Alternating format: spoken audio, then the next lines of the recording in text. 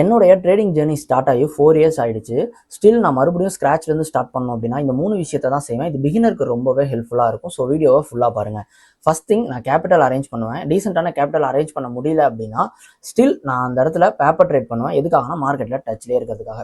என்னோட டைமை நான் எப்படி ஸ்பெண்ட் பண்ணுவேன்னா, அதிகமான யூடியூப் ட்ரேடிங் வீடியோஸ் பார்ப்பேன். இல்லைனா எக்ஸ்பீரியன்ஸான ட்ரேடிங் கோர்சஸை நான் பை பண்ணுறதுக்கு ட்ரை பண்ணுவேன். அது எனக்கு நாலேஜை இன்னுமா இம்ப்ரூவ் பண்ணி கொடுக்கும்.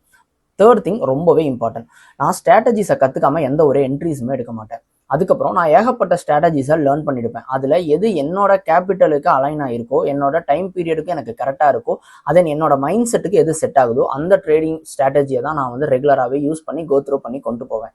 எதுக்காகனா கசகசன்னு ஸ்ட்ராட்டஜிஸ் யூஸ் பண்ணும்போது நமக்கு என்ன நடக்கும்னா, தேவையில்லாத என்ட்ரி டார்கெட் ஸ்டாப் லாஸ் நம்ம ஃபிக்ஸ் பண்ணுவோம். அதனால ஏகப்பட்ட லாஸஸை நம்ம ஃபேஸ் பண்ணுறதுக்கு சான்ஸ் இருக்குது. ஸோ உங்களுக்கு என்ன ஸ்ட்ராட்டஜி செட் ஆகுது அப்படிங்கிறத நீங்கள் கண்டுபிடிச்சி அந்த ரூட்டில் நீங்கள் போனீங்கன்னா கண்டிப்பாக ட்ரேடிங்கில் சக்ஸஸ்ஃபுல் ஆக முடியும். நம்ம சேனலை மறக்காமல் ஃபாலோ பண்ணிக்கோங்க.